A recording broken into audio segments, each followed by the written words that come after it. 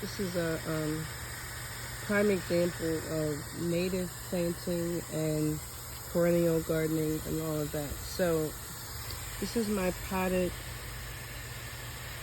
Echinacea that I've had.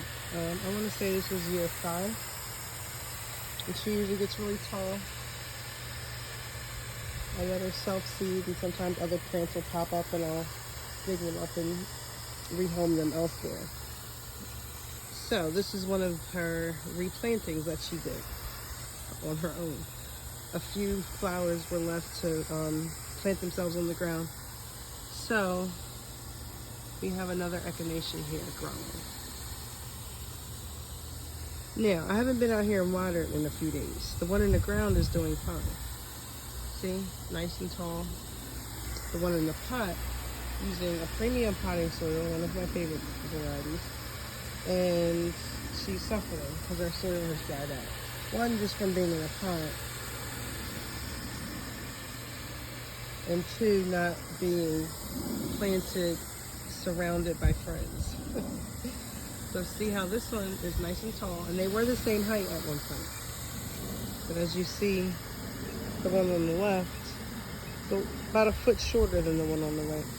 The one on the right is tall, standing up nice and healthy, leaves look good, about to bloom in a few spots. And with the heat that we've had, neither of them has been watered. And it hasn't rained in a few days, so. This is a purple Echinacea, purple coneflower. One is in a pot, one has naturalized in the ground, growing surrounded by friends. Both unwatered for days in the heat.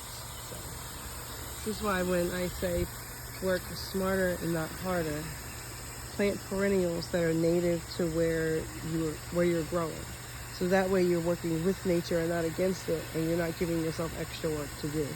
Now, of course, you'll have a few plants that aren't native, like if you're growing edibles and something that you necessarily want to grow to feed yourself and your family, then obviously for those few plants you can make the necessary changes to give it the environment that it needs. But overall, if you do a lot of native planting, perennial gardening, it's less work on yourself, because that's the goal. We want to create sustainability, not give ourselves a second job from home.